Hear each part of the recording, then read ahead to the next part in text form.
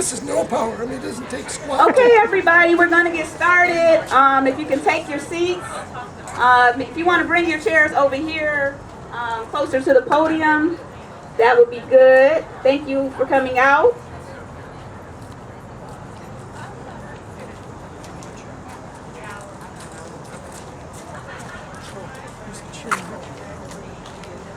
Welcome to the Fall General Meeting of the Rosedale Park Improvement Association. I'm Kimberly Uhuru. I'm your association president. A couple of housekeeping items. This meeting normally runs from 7 to 9. However, we're racing against the dark tonight and also possibly the rain. So if we do get rain, hopefully not, but if we do, we're going to move inside. So just be prepared for that. There are snacks over at the table. Please help yourself to snacks. There are also some drinks. Adult drinks are in the colorful cooler. Water and sparkling water is in the blue cooler. Please get an agenda, and there are also some handouts over at the table that relate to the agenda items from tonight. If you need to use the restroom, there are restrooms in the community house. If you go in this door and go to your right and go to the back of the building. All right. We traditionally start with the treasurer's report. And at this time, I'm going to bring up our treasurer, Frank Raven, to give a financial report on our recent expenditures.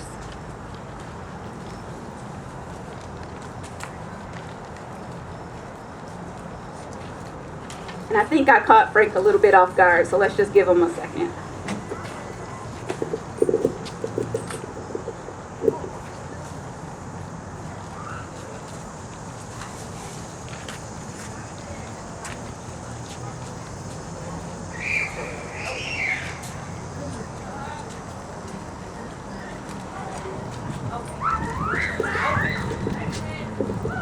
Good evening.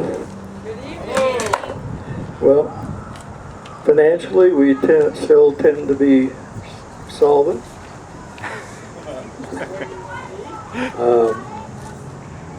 During July and August, we spent quite a bit of money on the island improvement deals. So we managed to spend all $5,500 that we had. So I think I noticed some improvements on some islands that maybe needed some attention. So I think it was worth it. Hopefully we can get a grant again next year. It'd be nice. Other than that, there really hasn't been much going on financially. Since the last meeting, we gave out 2 scholarships and we were able to fund those. And I'm getting ready to send out a dues reminder postcard to people that paid last year that haven't paid yet this year. And there's a pretty good number of them, and I think if we do that, we'll probably surpass the 600 membership. A lot of people paid dues really early this year, which is kind of unusual, but that's okay. But this month, things have pretty much dried up. I think I've received 1 check and one payment on PayPal. So that's kind of where we're at there. I do need approval from the membership. We want to buy some more of the hoodies, and it's like $1,368. But because it's over $500 expenditure, we need approval from the membership to go ahead with that. So we don't make much money on them. We make $1 or so on each one, but we will at least break even. And they're nice. People seem to really like them, so we're doing them again. That's really all I have. Okay. Are there any questions about the July financial report or about the financials in general? I think Pam is going to speak more to the hoodie sweatshirt order later on in the meeting, and we can take a vote at that time. Does that sound good? All right. Thank you, Frank. Appreciate your report. We do have some community updates on the calendar. I see Councilman James Tate in the back. Thank you, Councilman Tate, for coming out. Did you want to come up and give us a city update?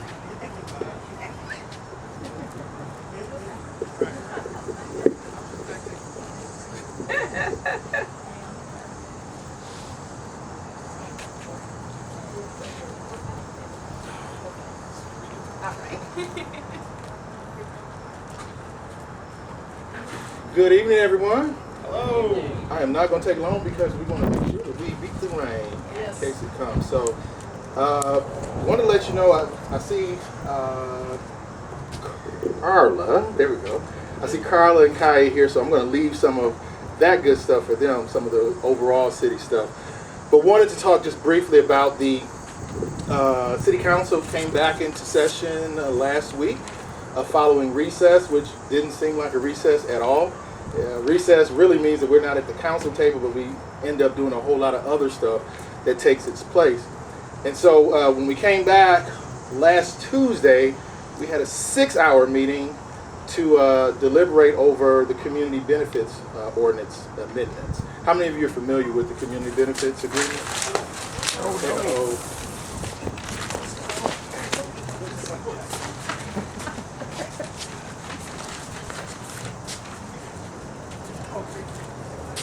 So the community benefits ordinance was approved by voters in 2018, which essentially gave a guidelines on how the city of Detroit engages the community when it comes to major developments that utilizes tax abatements or have some type of financial or land that is provided by the city, financial incentive or land that is provided at a discount rate to assist with that development by the city of Detroit.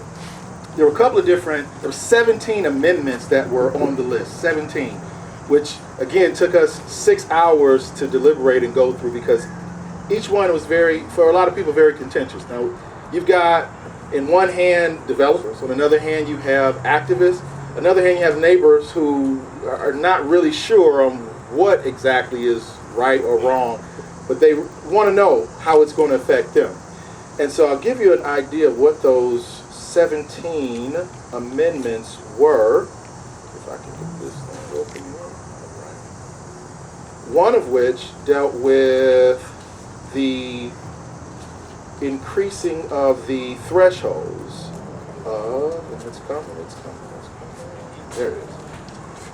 The threshold. So $50 million is what's called a Tier 1 project. So essentially, if there's a Tier 1 project, a project that has $50 million in terms of investment, and the city of Detroit provided, let's say, a tax incentive.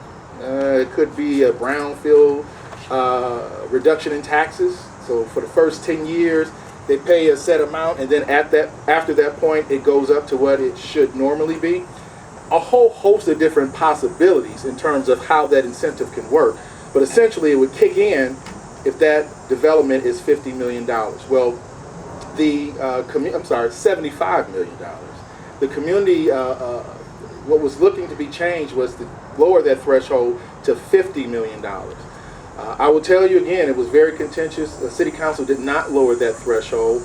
We did not lower that threshold, or the other one that was also being proposed, a threshold for the Tier 2 projects that would lower the threshold from $3 million to $300,000. We didn't do that based upon the fact that we understand how challenging it is at this moment to develop in the city of Detroit. It may not seem like that with all of these bright, shining things we see downtown, but I'm going to tell you that if we did not have those deals, those incentives, many of those projects would not have occurred, and we would still have blanket space or dilapidated buildings in the spaces where the new development is taking place. Now, that doesn't mean that we're okay with just having new stuff. We've got to make sure that the community also truly benefits from not just having a new, bright, shiny thing, but also some investment within that neighborhood. And we are in the process right now of having a very challenging conversation on the north end, which gives a very a sneak peek at what we're going to see in many neighborhoods across the city of Detroit. So in the north end, there's a major project, multi-million-dollar, and I'll tell you, they started out horribly in terms of communication and engagement with the community. Since then, they've improved. And many of the residents in the neighborhood have also said that they've improved. And they wanted to see this project move forward. I'm bringing this up because this is a precursor of what's happening in many neighborhoods, and I don't want this to happen to us. And what's happening over there is the community has now begun to be split. You have those who have been there for a number of years, and you have others who have shown up maybe 10 years, which, for 10 years, Detroit, that's almost a lifetime, 10 years. But for that particular community, they're not pleased with the division. Some of the newer folks don't want to see these new developments. They really like a rural feel. They're looking to get more farming in the area. Long-time residents who have been there 30, 40, 50 plus years saying, look, we've lived like this for quite some time. We're now looking for new development to take place in our community.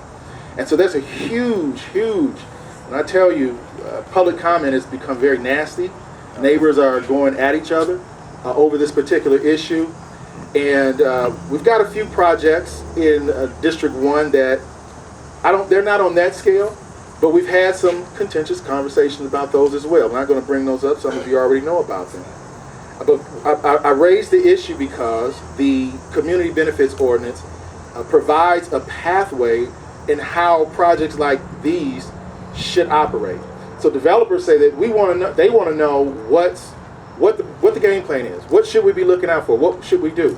The community, of course, says we want to know what type of true benefit you're going to provide in having this tax incentive, or being provided this tax incentive for your project. It's a back and forth that's going on and on for quite some time, and to let you know that we did again approve 10 of the 17 amendments. Now I can go through these. They won't sound like very much to those who are not very familiar, so I'm not going to do that right now. We'll make sure that we get it to you and we allow it to be posted, Madam President. I know she's shaking her head like, yes, please, don't go through all of it. So that's one update. The other update I wanted to talk to you about, I am the sponsor of the adult use cannabis ordinance in the city of Detroit. It has been held up by a judge based upon a lawsuit. We're in the process right now of trying to identify how to free up this restraining order that this judge has. The dispute is the fact that the ordinance provides too many benefits for Detroiters, or what we call legacy Detroiters, people who've been here for quite some time, 15 years or longer. We had someone who says that they're a Detroiter. No one can seem to find out who this individual is. But this person says that she's a Detroiter and she has been in the city of Detroit for 11 years. And because of the rules that we have in place that identifies a long-time or legacy Detroiter as 15 years or more, because that's when the true war on drugs took place, and kind of say that's when it slowed down just a bit after about 15 years ago. This individual sued and said that there's not an opportunity for those outside of the city to potentially get licenses for recreational cannabis, which is ridiculous because that's not what the ordinance says. Unfortunately, the judge has agreed to slow this thing down tremendously, and we're possibly in a situation where we're going to have to go back and rewrite the ordinance. But what I will say is that we're going to continue to fight. I know there's many opinions about how folks feel about cannabis in the city of Detroit. 68% of the voters in 2018 voted for it. That's higher than the 57% around the state of Michigan who voted for it. So it's clear that there is a desire to have adult use recreational marijuana or cannabis in the city of Detroit. My goal and the goal of the legislative body is to make sure that it works on behalf of Detroiters. We cannot allow another industry to take hold in the city of Detroit and Detroiters not have an opportunity to gain, especially one like this, the massive benefits that come, the financial and economic benefits that comes as a result of it. Now, it costs a whole lot to get into it, but at the back end, it creates generational wealth, and that's why you see this huge fight, in my opinion, to ensure that Detroiters do not have an opportunity, and we're going to make sure that that does not take place. So I'm not going to hold any much longer. Can I ask if there's any questions, Madam President? Okay, any questions? Because again, there may be a number of issues that I didn't mention today, and if you have any questions, concerns, I want to address those as well. All right, look at me. Oh, yeah. Are yes, all sir. of the city council members currently in attendance? Like, were they all there for that discussion? Or So we are, as you know, we're without one member who resigned. We did have some legal issues with 3 other council members, but yes, they were there. So there were 8 members out of the 9 that were sworn in 2017. Yes, ma'am. With writing the new ordinance, we aren't talking about rewriting the legacy. So it's not so much. So her question was, if we rewrite the ordinance, would we rewrite the legacy portion? We may have to rewrite portions of it, but not the benefits of it. So it's so puzzling how one individual, this judge, has the ability to stop an entire program without having to put forward why, without putting forward any evidence that would allow or a ruling that would allow us to take it to a higher court to overrule him. So we're literally in a paralyzed state, which is not fair to the city of Detroit, not fair to residents, and we're going to continue to fight. But we have to figure out a pathway of not just yelling and screaming, because we can do that all day long, and protesting, but we want to actually get the ordinance passed so we can, as the city of Detroit, begin to reap some of these benefits. Anyone else? All right. Thank you so much.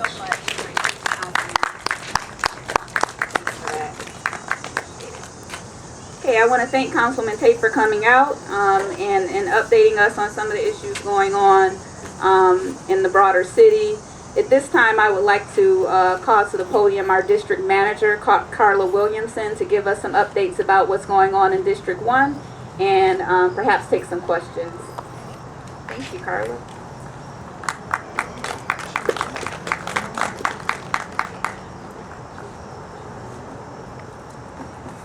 Good evening, everyone. Hello. I'm the right height for this. I don't know if it'll stay in there, but I'm the right height. Yeah, for me.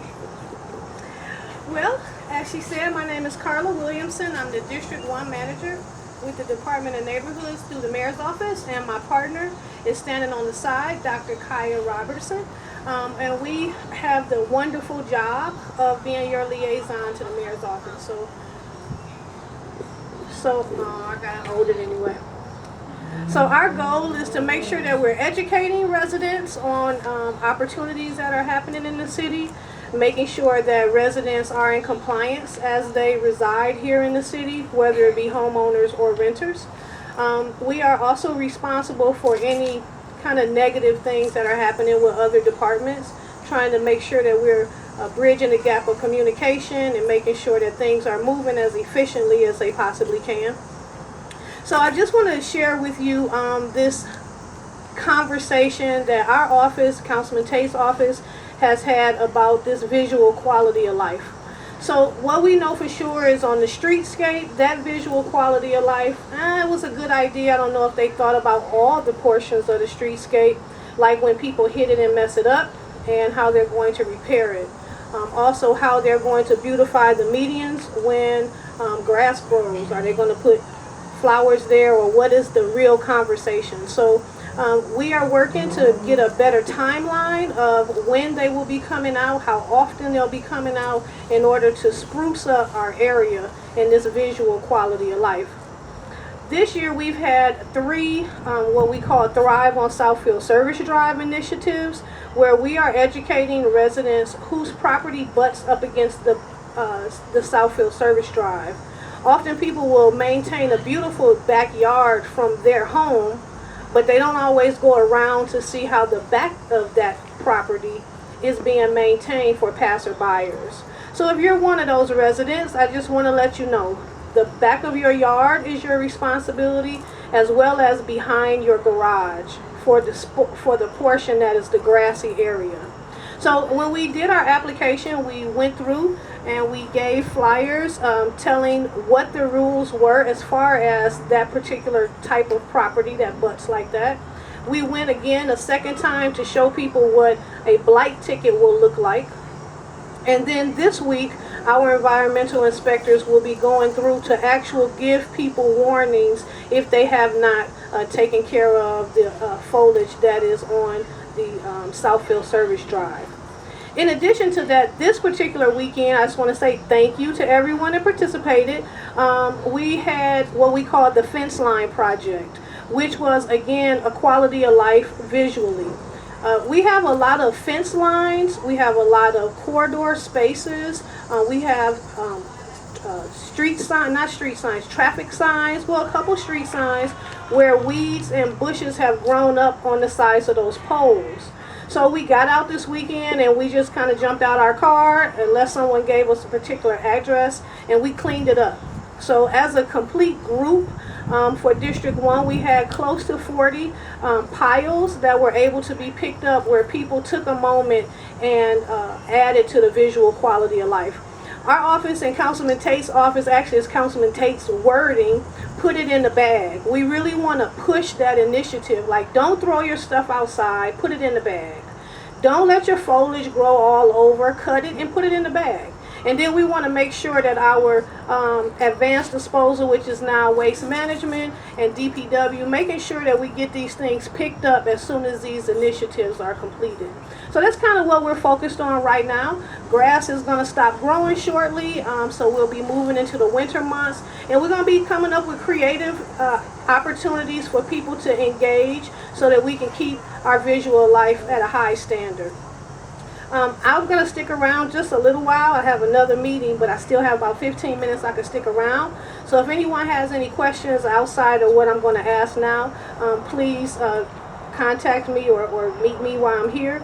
If you do not receive our newsletter right now, I would like to give you a number that you can text so that you can receive our newsletter.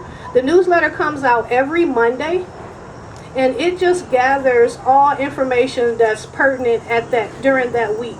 It also reminds you of our 2 virtual meetings that we have a month, which is on the 2nd Thursday and the 4th Thursday. The 2nd Thursday of the month, we have the Director of Demolition come out and give an update as far as properties that are being demolished in District 1, as well as those being stabilized. And then on the 4th Thursday of the month, we will have an update from the American Rescue Plan Act, where the City of Detroit would receive the 5th largest amount, which was $826 million. So we give those 2 updates every month, and we just encourage you to participate. Again, if you do not receive our newsletter, if you could please text these words: MI, Detroit, the entire word, District 1. MI, Detroit, District 1. And you want to text that to 468-311. 468-311. If you have an opportunity to join our meetings on Thursday, please do so. Our meetings start promptly at 5:30 and we end promptly at 6:30. Any additional questions, we have to take those offline. Are there any questions today? Yes, sir. Could you just clarify that's MI Detroit District ONE or District 1 as in the number. Okay, thank you. Yes, sir. MI, Detroit, the entire word, District, the number 1. Are there any more questions? Yes, sir. I'm so glad that you responded to my emails. Ivan Johnson, you got one this morning about the streetscape. I've been in constant contact with Carla and Ms. Williamson and the president, trying to get something done about the streetscape because it looks really, really bad. They are working on it. Looking forward to communication back on exactly what the strategic plan is and budget is for the maintenance of those islands along the corridor of Grand River. As you all know, when you travel to other communities and you look at their islands and how they've done things, they look 100 times better than ours. And it's like they threw those in and then they walked away. So we've exchanged multiple emails about what we're going to do about it, and I will stay on it until something is done. I am not going away. And I appreciate it.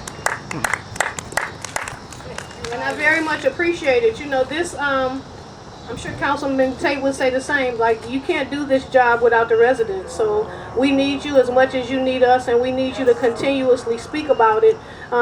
We also, you know, while we're talking about how they're going to do better soon, We also all need to be watching how those bike lanes are plowed this winter. How often, how they're doing. Are they covering up driveways for businesses? Can you still see? Like, all of these things are works in progress. So we haven't had a winter with those bike lanes open. We don't know how well they're going to do. So if you could please just continue that momentum, I need it in order to tell the story. Yes, ma'am. One other thing about the streetscape, we discussed it on the call with the mayor months ago, the house party thing he had. We talked about maybe putting some reflectors on those, because the reason they get torn up, because my vision's not the best at night, but I've almost ran into them several times. And at night, the street lights are not bright enough to illuminate them all the time. So that's one of the things. And I called the mayor's office to follow up on that. Never got a call back or anything. But I think it's really important. I think that they wouldn't get torn up as often if you could see them before you reach them. So that's just, I think that's really, really important. Yeah, we'll take that back. We also talked about putting lights on them so that people, they look up to look down almost. Because if I've been living here for 47 years, and I never seen that out there before. So if I just come in the city, I'm gonna tear my car up, So we are definitely working on it, and we're almost like the guinea pig for the rest of the city, because there's streetscapes going up everywhere. There's one now on Livernois right next to Marygrove. Has anybody gone past there? It's super tight. I thought it was tight here. It's super tight. So they're learning from us, and then we need to stay on them so that they can do it right and do it all the time. Maintain it. Not just fix it, but maintain. Last point. Go ahead. I have a question along that vein, because I have gotten a lot of questions from neighbors about what we can do to improve the streetscape to make it safer for people who are driving. So I'm just wondering, as we see problems develop, who should we contact? Because you're our liaison with the city, so we always come to you first. But it's my understanding this is an MDOT project. So who do we need to contact when we have complaints or concerns in terms of getting things fixed? So I don't have a main contact off the top of my head, but our the DPW is working on it, because there's just not a plan of action. We were in a meeting and Councilman Tate asked specifically, like, what's the plan? They're like, well, we'll get back to you. So I don't think they even have a full plan. And so that's what we have to hold them accountable for.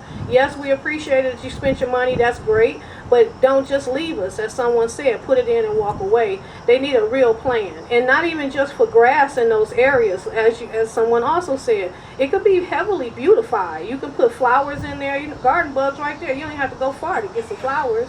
But you have to have a plan. And we just didn't have that. So should we be contacting DPW? You can contact DPW. You can contact anyone you want to. DPW, MDOT, you can Google it. I just don't have a specific person to say go to.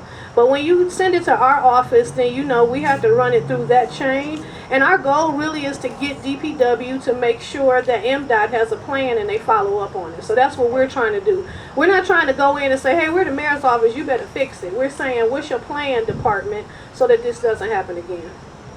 So right now, I would say send them to me. One last point. Yes, sir. For the record, I volunteered to be on that committee and sit down with DPW, DOT, your office, the mayor's office, because a lot of times people are not living here and don't drive up and down Grand River. That's distant from their mind. So we see it every day. So I would love to sit there and represent this area so we can speak truth to power and let them know that this must be taken care of in short order. Yes, sir. Woo. Yes, sir. So lastly, I just want to, I have 3 of these. I don't know, I can probably get a couple more, but I had 3 in my car. So these are Keep Detroit Beautiful signs. They're on both sides. Keep Detroit Beautiful is just a campaign that we do just to remind people to love on their space. Again, still using the hashtag, put it in the bag. Like, we just want people to really focus on this visual quality of life in our community. So thank you very much, and I will put the signs right there. Okay, thanks, Carlos.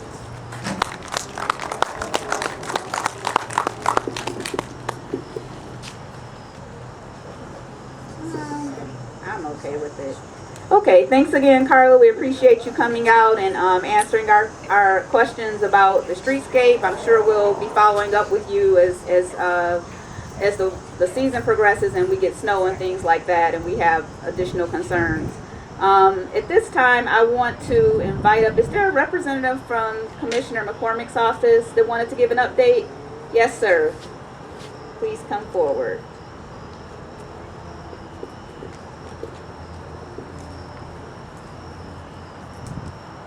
Thank you. Yes.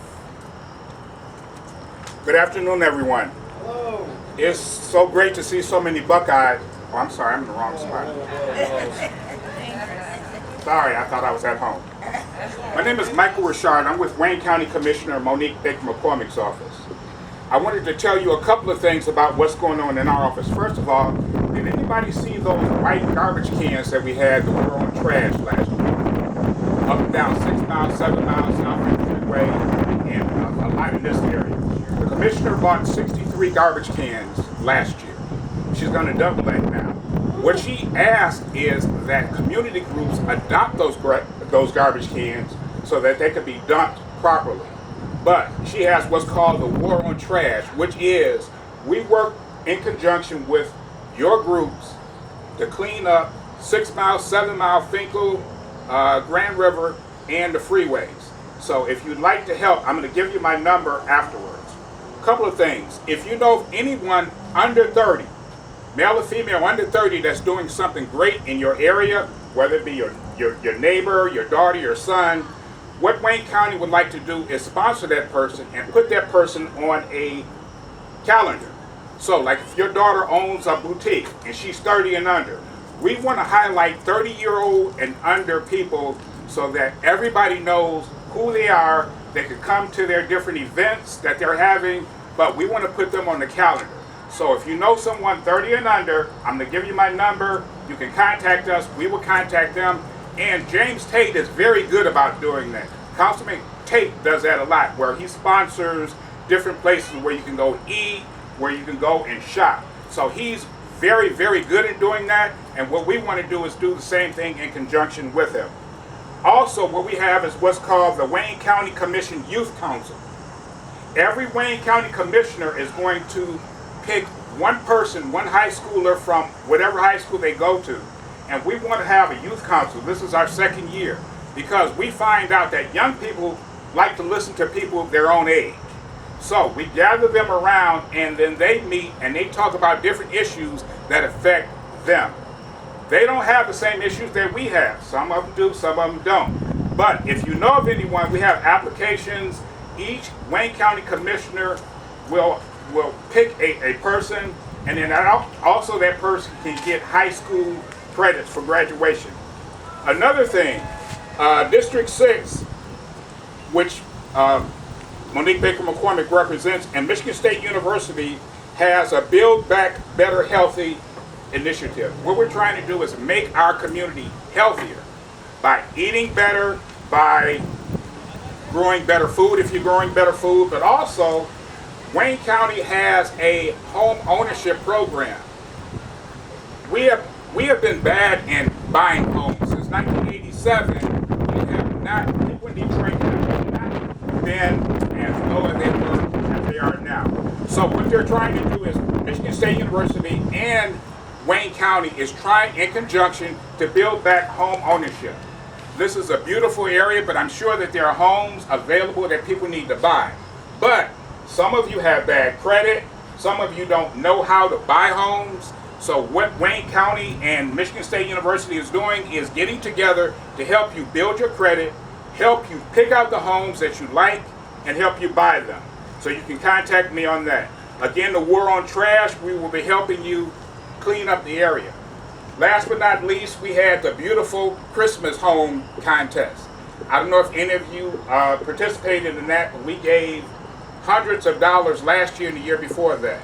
I'm not going to tell you, however, there are companies, DTE and a couple other companies that are giving us a couple of $1,000s. So I'm telling you that there's going to be a couple of $1,000s going out to people with the most beautiful decorated home during Christmas. So no more are we giving you $25 gift certificates. Now we have a lot of money to give out. Thanksgiving Day turkeys, we're still going to be doing that. We did that last year for the veterans around Thanksgiving. We did it with your homeowners association, and we're going to do that again. So if you'd like to be participating in anything that Wayne County or Wayne County Commissioner Monique Baker McCormick does, you can contact me. My name is Michael Richard. Last name is spelled R-I-Chard. My telephone number is 313-224-0884. That's 313-224-0884. And last but not least, I attended the Bird meeting earlier today, and there were some complaints about illegal signs. I've been in this area a lot. I have not, it is beautiful. I've not seen illegal signs. However, the city clerk, Janice Winfrey, has sent out a letter to all candidates. All candidates, if you put up illegal signs, she will be notified and she will contact the police immediately and you will be fined. So, hypothetically, you're running for whatever. If you find an illegal sign, contact the city clerk's office, or you can contact the Detroit Police Department, and they will give that candidate a fine every time they see one of their signs. Again, I'm Michael Richard from Wayne County Commissioner Monique Baker McCormick's office, and I have flyers at the table. Thank you.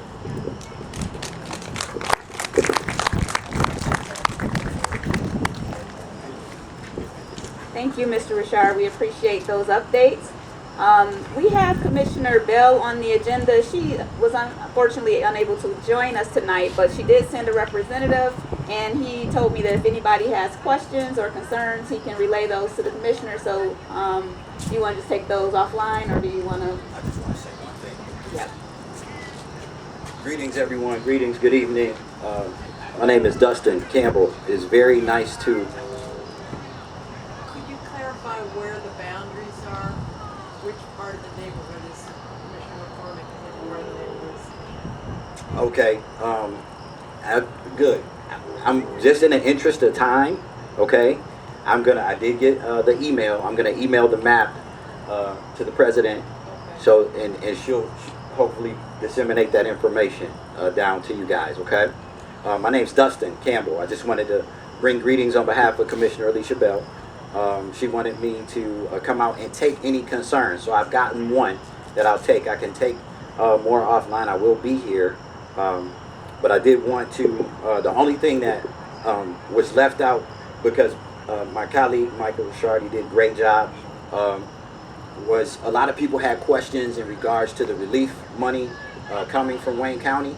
And I don't know if you had heard that or not, but in regards to like Detroit, Wayne County will not be awarding Detroit any money because they have their own pot of money. And the money from Wayne County will go to take care of the rest of the 42 counties that we have to support, okay? So just wanted to add that to Michael Richard's report. 313-224-0936 is the office phone number to reach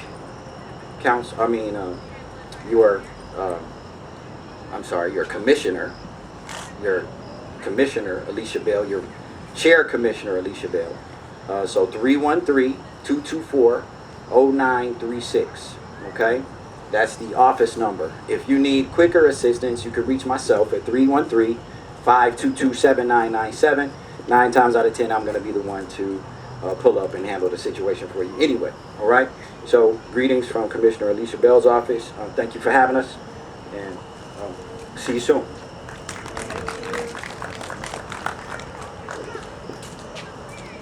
Okay, thank you for that. I don't know if everyone heard the question Pam asked at the beginning of his remarks, but she was asking for clarification about which commissioner represents what part of the neighborhood. I didn't even know this until recently, but Rosedale Park actually has 2 commissioners. Commissioner McCormick represents part of the neighborhood, and Commissioner Bell represents another part of the neighborhood. I live south of Finkel, and Commissioner Bell is my commissioner. So I think that's the bifurcation. South of Finkel is Commissioner Bell. So if you are south of Finkel, that's your commissioner. You should contact her with any county questions. And then north of Finkel is Commissioner McCormick. And I think you heard the contact information from both representatives. So that's the way that shakes down. All right.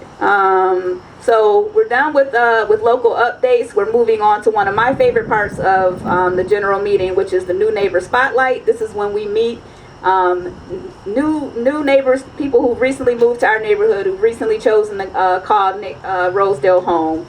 So I want to invite up at this time Paul and Minda Nichols. Let's give them a hand. Paul and Minda are new to the neighborhood, and we just want to ask you to tell us a little bit about yourself, what street you live on, and why you chose Rosedale.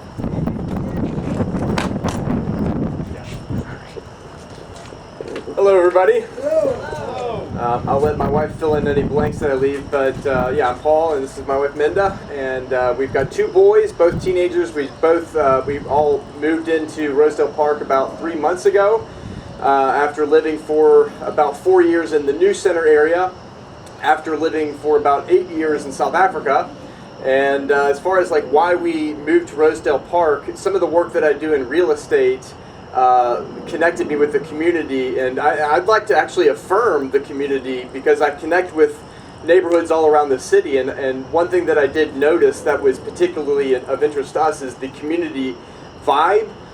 Meeting some of the neighbors before we even moved here, before we were even thinking moving here, I noticed a strong sense of community and connectedness, which is very kind of dear to our hearts and how we want to live our lives.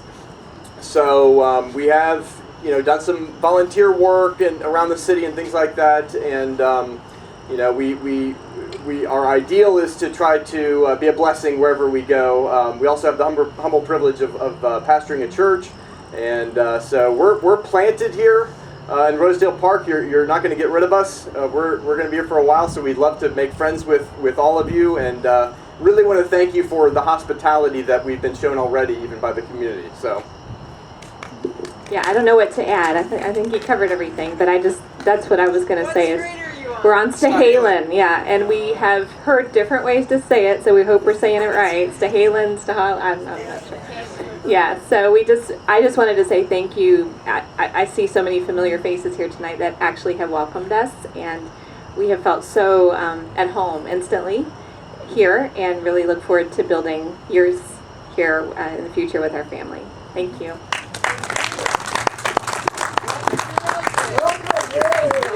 Thanks so much for coming. Thanks, Paul and Minda. Normally when we do this, we do it indoors, and we have a picture of the house, which is my favorite part because I'm a looky-loo and I'm nosy and I like to see what everybody's houses look like. So I'm looking forward to when we can be back inside and do that again. We also invited two other neighbors out tonight. Jacob and Hannah Nall, are you in the... yay! Come forward. Wait, Hannah from Public Square? I did not know you were a neighbor. Yes. Oh, okay. So some of you might recognize Hannah. I recognize Hannah from Public Square because I'm a caffeine addict. I did not know Hannah lived in the neighborhood until tonight. I didn't make this connection. Even though she's made me many delicious drinks. So I'm so happy to have you here. And just tell us, we want to know what street you live on because we're nosy. Sure. And then we want to just know a little bit about you and why you're here. Okay. Yes. Hey everybody, my name is Hannah. This is my husband Jacob, and we live on Stahalin. We actually live right by Paul and Minda, and they're wonderful neighbors. We're a lot less new. We moved into the community in 2018, but we really love the community and how great you all are with things like the e-blasts, and we also got those wonderful communitive vibes when we moved here. Like Kim said, you might recognize me from Public Square. I don't work there anymore, but I did work there for about the first 5 months of their operations. Yeah, hey, I'm Jacob. I like to brag on my wife, so if you want to know more about her, you'll find it out from me. So yeah, we love the neighborhood. I'll say we have a little bit of room to grow as far as getting involved in the community, so our neighbor Priscilla is always on me about getting more involved, so I'm really glad to meet you all, and hope to get plugged in a little bit more. A little about me, I'm a product designer. I work in the auto industry like a lot of people, but I really like the Pistons. I follow them very closely. I'm a transplant from North Carolina, and for any college football fans, I went to Appalachian State, so some of you probably like me and some of you probably don't. Yeah. Hannah, can you share a little bit more about yourself? Sure. So I operate a cottage baking business out of our home, which is called Venla's. You may have seen us in the E-Blast. We did a pop-up at Public Square this past spring. What's your social media? It's Venla's with a V, V-E-N-L-A-S, Detroit. And that's also our website. If you care to take a look, we make really fun and colorful cakes, Venla's Detroit. We're just turning a year old. We've really been getting our bearings. I was able to partake in the spring cohort of an organization called Prosper Us, where I learned a lot about business management, and they have some great resources for business owners. But yes, we're really excited to become more involved in the community as we grow. And if we ever do go commercial, which we do plan to do that eventually, we definitely hope to do that here in Rosedale. So, yeah. Thank you, Jacob and Hannah. So nice to have you here. I just thanks Q for asking for their social media. That's the first thing I do when I meet somebody new or find a new business is go to Instagram. And that Instagram looks really good and those cakes look delicious. So, yeah. You guys should check it out. Venla's Detroit. Okay. Does everybody here have a Rosedale Park t-shirt or sweatshirt? Raise your hand if you have one. Yay! Okay. So I have one too. I have a t-shirt and a sweatshirt. It's time for new merch. We're almost sold out. Our block club coordinator Pam Weinstein is going to come up and talk to you a little bit about that. And then we're going to take a vote. I had 2 more neighbors. I was late. It was my fault. Okay. They're here too. Oh, good. So I just wanted. Okay. Q is extending the new neighbor spotlight because she's on the board. I'm going to give her the prerogative. It's going to be real quick. So I have 2 new neighbors. They moved in the last 3 to 6 months. So we have Dan here and Sarah. So, I mean, they're great, and I just want to at least let everyone know who they are and meet them. Sarah's there. She has a broken foot, so she can't stand, but these are your other neighbors. That's it. Thank you. Thank you for that. Welcome, Dan. Welcome, Sarah. Happy to have you in the neighborhood. And thanks for coming out to our meeting tonight. Okay, Pam, I'm going to hand it over to you to talk about sweatshirts. Okay. Now, what street do they live on? Somebody wants to know what street you live on. Piedmont. Piedmont. So go visit.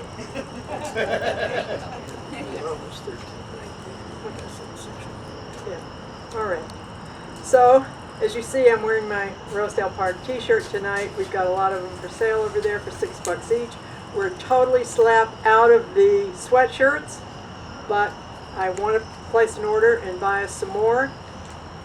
So they would be available for our November meeting, and they'd be $25 a piece, which is still a bargain. Navy, burgundy, and dark gray.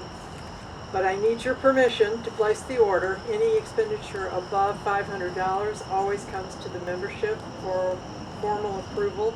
So I'm making a motion that we spend $1,398 to purchase 60-odd sweatshirts to be for sale to one and all. I would welcome a second to that motion. Second. Thank you very much. Is there any discussion, questions? Seeing none, all in favor of the motion? Aye. Thank you very much. Opposed? Wonderful. I'll place the order tomorrow morning. Thank y'all. Okay, Pam, thank you for keeping us in merchandise.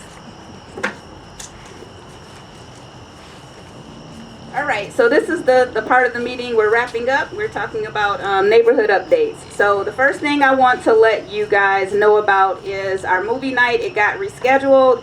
It was originally scheduled for August, but there was an issue with the vendor, and we had to reschedule it. So it's going to be this Saturday. This is going to be the last movie night of the season. So please come out. It's going to be at Rosemont Acacia, also known as Flintstone Park. The movie is Stuart Little, so it's going to be family friendly, and there's going to be a popcorn vendor there, so you don't need to worry about bringing snacks. I think there's also going to be lemonade, but I know for sure popcorn. So come out this Saturday, bring your little ones, your grandbabies if you have those, and enjoy the last of summer in Rosedale Park. And there are flyers about the movie night on the table in case you're not going to remember all of that information. So grab a flyer on the way out. The next thing I wanted to update you on is our elections. We have new officers and board members up for election in November at our regular meeting. And it's actually going to be November 9th this year. We have a slate of candidates. So what we're doing is replacing me. We're going to have a new person running for president next year, and it's actually our current vice president, Larry Castleberry, who's on the Larry's in the back waving. He's our board nominee for our president position next year. Our vice president, the candidate is Andrew Sarazin. He's in the back waving. He's running for VP. Our second vice president nominated is Alex Derdalacos. He's our trusty videographer tonight. A lot of you probably recommend him. He's currently serving on our board. And then our treasurer, Frank Rabin, is on the ballot again for one more year. We have Frank for one more year. We're lucky. And then in terms of directors, we have 4 director spots that are going to be open. And the slated nominees are Jasmine DeForest, Ulysses Freeman. Ulysses is currently on the board. And then we have 2 other new nominees, Tanya Holloway and Ivan Johnson. And I believe Ivan is here. Yes, Ivan is our community gadfly. So he's one of the nominees. Is Tanya here tonight? No. Okay. So look for those names on the ballots. Last year, because of COVID, we did online voting. We also offered a curbside option. Frankly, not many people used the curbside last year. I think only 2 people came to the community house to vote. So we'll talk about whether or not we're still going to do that. We probably are still going to offer some type of in-person option for voting, but I think we're also probably going to have the online voting option again this year. So just watch the newsletter for updates about that, and we'll be having our election on November 9th. Okay. Island makeovers. So this year we were lucky to have a grant from TCF, one of our neighborhood partners. You may have noticed that they opened a branch recently on Grand River. TCF gifted us with a $5,000 grant last year for neighborhood beautification, and we used those funds for 2 things. One, for a COVID memorial that we recently installed at Flintstone Park for our neighbors that we unfortunately lost to COVID during 2020. If you haven't had a chance to go over and look at the memorial on your next walk, bike ride, or whatever, go take a look. It's really great. We used a portion of the money for that, and then the bulk of the money, I think it was $3,400, went to makeovers of our beautiful islands that we have on each street. And the last time I checked our spreadsheet, there were 35 blocks that participated. This was a really popular program. We used all of the money. So if you're driving around this summer and fall and you see that, you know, the island on your block or your neighbor's block looks like it got spiffed up, there's a good chance that the funds for that came from the TCF grant. So I just want to let everybody know about that. Take a drive around and look at the islands. I think they look better this year than they've looked in years. It was a really successful program. Yep. Rosedale Cleanup Club. We had some discussion at the block club meeting a couple of weeks ago. One of the issues that was raised by the block captains was that they would like to see more consistent attention given to neighborhood cleanup. And we talked about some ways to do that. We're going to address it at our board meeting at the end of the month, 2 Mondays from now. But what I'd like to do is find out if there's interest in doing something similar to what North Rosedale does, just having a dedicated crew of people who meet maybe once a month to clean up a certain spot in the neighborhood. So maybe one weekend is Rosedale Park, maybe another weekend or month it's the service drive, and then maybe another weekend or month it's Flintstone Park. I think if we could get maybe 10 people together that want to do that just once a month, we can meet at Public Square for coffee beforehand, get caffeinated, get some energy, and just go out and clean up. That may be one way to deal with the litter problem in our neighborhood. We're also going to talk about some issues around enforcement, because we want to make sure the businesses in our neighborhood are also doing what they need to do and not just put all of that on the residents. But I do think many hands make light work, and if we can get like a group of volunteers together, we may be able to do that. So if you're interested, email me, kuhuru@gmail.com, kuhuru@gmail.com. My email is also on the back of every newsletter, so you can look it up there, and it's on the website. Put cleanup in the subject line. I've already gotten a couple of people who emailed me about it, and I'm just compiling all of those, and then after our board meeting this month, we'll try to reach out to people who are interested. So if you're interested, email me, and I'll get back to you about putting that into practice. And then the last thing, and I'm going to go quickly because I'm seeing lightning and feeling drops. Apparently we have a groundhogs infestation in Rosedale Park. Okay, it's not just me, because my whole collard greens crops got eaten this year. They only eat the best crops. I have no collards and no kale. So doing some research into this area, because groundhogs are wild animals and pests, they're not something that animal control is going to deal with. So, if you call animal control, they're not going to come out, because they're not like a wild dog or, a stray cat or anything like that. The real deal is you have to probably either trap it yourself, or you have to call a pest control company, or you can try prevention and control tips. So if you go online, which is what I did, to the Michigan Department of Natural Resources, they have prevention and tips for things you can do. It mostly involves fencing off the area. Apparently you need a fence at least 3 feet tall to keep them out, fencing off your garden, and there's also a tip for placing an ammonia-soaked towel if you know where their den is, where they're actually getting in. That can deter them from nesting in your yard. And there are some other tips on that website. I actually printed them out, and there's a handout over on the table if you want to check it. And there's also a list of contractors who deal with this problem if you want to call somebody to help you. I'm in over my head with the groundhog, so I'm probably going to call somebody. But I just wanted to let you know that information is there. We're going to wrap up because the weather is happening. It's coming. Thank you all for coming out. Please watch the e-blast to see whether our next meeting is in person or on Zoom. Okay? Watch the e-blast. Thank you. Commissioner McCormick will help you with one of the Saturdays. Any Saturday you have in October, she will have her people there. That's great. Thank you.